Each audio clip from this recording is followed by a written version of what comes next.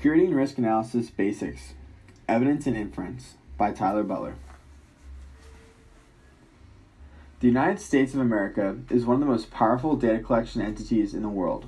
On any given day, at any given moment, thousands of federal employees are analyzing massive amounts of data on a monumental scale. For decades, the United States has put its trust, and often its brand, in the men and women who analyze that data to produce high-quality intelligence deliverables that are used to make world-changing decisions. Welcome. My name is Tyler Butler, and I am a Security and Risk Analysis major here at the Pennsylvania State University. As a student focused in intelligence analysis and risk mitigation, I've learned firsthand how challenging intelligence analysis can be. From the very beginning of the analysis cycle, extreme focus must be used to produce high-quality work that can use for useful decision makers to act on. Throughout American history, intel analysts have made serious impacts on world political environments that have shaped the history we have come to know.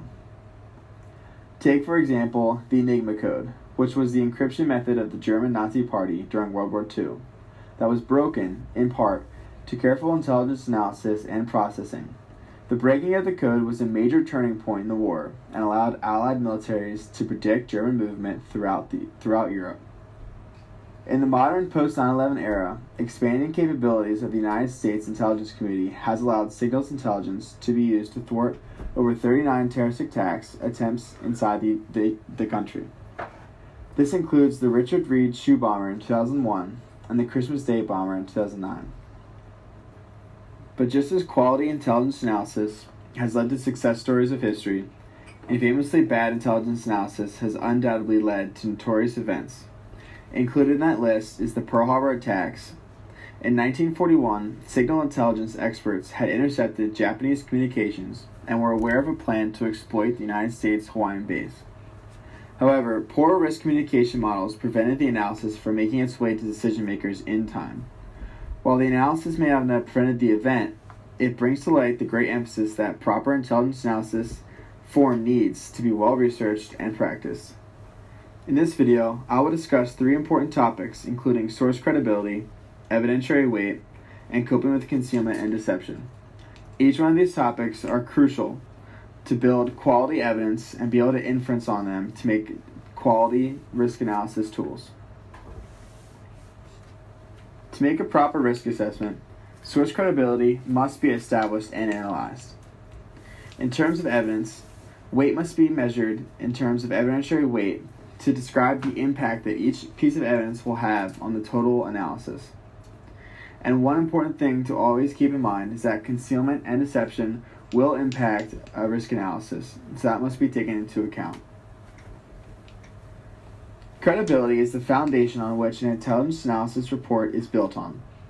The term credibility is applied to many different areas within the assessment, including the credibility of an entire report, the credibility of the individual analysts who created the report, but in this context, we'll be examining the credibility of sources of evidence that are used to create the intelligence report.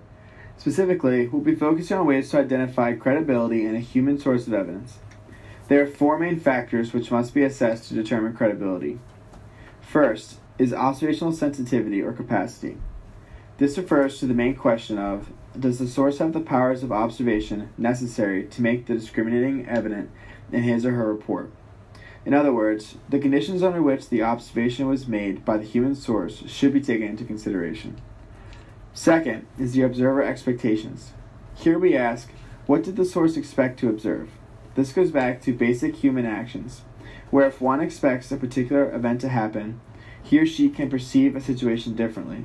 For example, if the observer has a predisposed bias towards an individual's race and believes them to be inherently involved in a particular act, he or she might perceive their actions to be suspicious based purely on this bias and not on solid evidence. Third, we must consider the observer's motives, objectives, and goals. Here we are focused on learning why the source is exposing this information.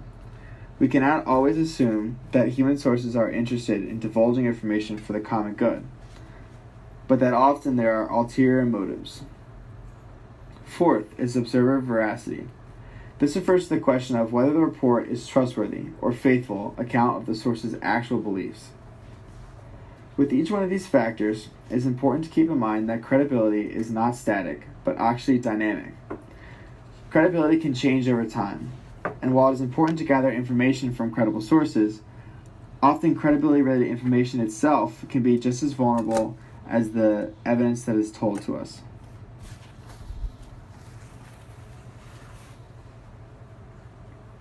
Determining the credibility of a source is one type of metadata that can be used in dissecting evidence. It is this type of metadata that can be used to determine evidentiary weight as well. Evidentiary weight is a term that describes the impact of evidence. There are many ways of assessing evidentiary weight, but each one is an attempt to understand the evidence for what it is, not for what it tells us. The first way of assessing the weight of an individual piece of evidence is by its inferential direction and force. This refers to the fact that an individual piece of evidence might support alternative or competing hypotheses. In one example, evidence X can support hypothesis H and not H at the same time, and this is multidirectional. In another example, evidence Y might support hypothesis H but not hypothesis not H, and this is unidirectional. The second category of evidentiary weight is conclusive versus inconclusive evidence. To be conclusive, it must make the hypothesis necessary or certain to be true. However, there are two ways that evidence can be inconclusive. First, evidence can fall short of making a hypothesis certain, and second, evidence can support more than one hypothesis being certain. A third way is the evidence-hypothesis relation. Evidence can be either predictory in its relationship to a hypothesis, or it can be explanatory. Predictionatory evidence needs an inference by the analyst to assume a pattern that will be observed in the future. However, explanatory evidence is used to show how an event occurred in the past. Finally, we must consider background or contrast effects in evidentiary relations. This refers to the fact that the weight or value of an item of evidence depends upon what else you know or assume. For example, if a piece of evidence is unidirectional, conclusive, and explanatory for an alternative hypothesis, it may be given a fairly heavy weight. However, if this is the only evidence of such magnitude, and a wide majority of evidence for another hypothesis is gathered, the weight might decrease as such. As expected, information gathered during the intelligence analysis process often includes sources and evidence that is meant to derail investigations. Evidence can be purposely manufactured to be misleading by malicious actors. In addition, information that is provided might be the truth, but not the whole truth, and this can attempt to skew an investigation. We will discuss two main points about concealment and deception. First, it is necessary to find an appropriate level of skepticism. This is strongly related to the fact that an intelligence analyst often takes a particular mental stance when doing different analyses. In some cases, an analyst might have a strong bias that no information was being withheld from them during the course of the gathering human intelligence.